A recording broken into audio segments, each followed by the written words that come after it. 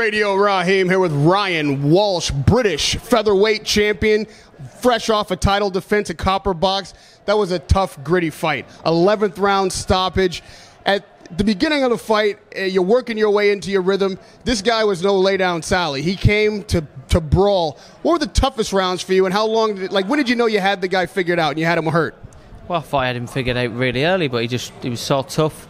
I can only give him credit for that. I thought I was hurting him throughout the fight, but he wouldn't go down. And I think what happened was I kept getting into the ropes, and that was helping support him. If I could have got him in the middle of the ring, maybe I could have got him to go over, but I can only give him credit for being so tough. He was a very tough guy, and I fought round 7, I think it was, where I really thought, this is it, I've got you. And that's and 5 and 7 were the 2 rounds I thought I was going to get him. And, well, fair play to him, he was tough. When you was laying on the ropes and you were throwing combinations, he was throwing some shots back. He wasn't, he seemed to still have some fight in him. Were you surprised when they stopped the fight, or did it look like he was ready to go? He was just, the power had gone out of his shots then. Earlier on, I think maybe round 8, he against the ropes, he threw a really good hook, and he still had his power. But in the last bit, in the 11th, he didn't have much left. They were just arm shots to try and keep me at bay, and I knew that. That's why I was happy. I was relaxed there.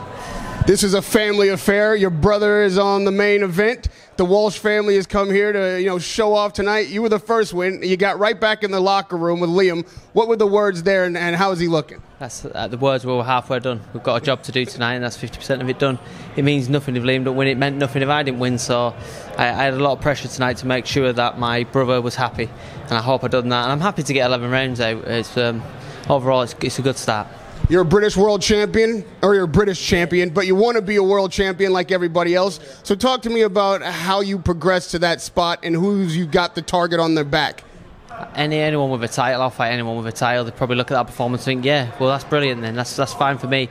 I've got one of the best promoters this side of the Atlantic, so if Frank Warren can't get you a world title shot, no one can. And I'm willing to fight anyone. I've just lost the European title shot just before this, so if that has to be the step to give me the ranking, then no problem. Is there a featherweight that's on your mind that could take you over that edge? I don't really call anyone with a title. They're in danger, because if my promoter can make that fight, I'm going to say yeah. Somebody who does like to call people out is Floyd Mayweather. You guys got in quite the row at the press conference. A lot of words back and forth. What were your thoughts there, and how he got you wound up so tight? I think I wound him up first because I questioned such an illustrious career, and I don't question it by how good he was. 25 world title defences is phenomenal, but there's other world champions who have done the same and gone around the globe. That was my question, and I think this got messed up, and I'm glad I'm talking to an American journalist like yourself, Rahim, because what I was going to say is this: how can you advise a man in this situation when you've never been in this situation? You've never travelled away from home, you've never been abroad, you've never been to another man's backyard. And that's a fair question, and that upset Floyd. I know it did, because the truth hurts. He cannot prepare Gervonta for tonight because he's never done it. He's never been in another man's backyard. He's never been out of his comfort zone, climate-wise, weather-wise. So I think that was a valid question, and he tried to rattle me and to stop that question, and it upset him. I know it did. That fact is obviously important to you. Do you think that means he's overrated? I think it's not about him being overrated, it's about them underestimating my brother. They underestimated him by being here, they underestimated him at the scales, things like that. Some little unprofessional things that you shouldn't do. And I think my brother's the most consummate professional on the planet. I think he's one of the fittest humans I've ever seen.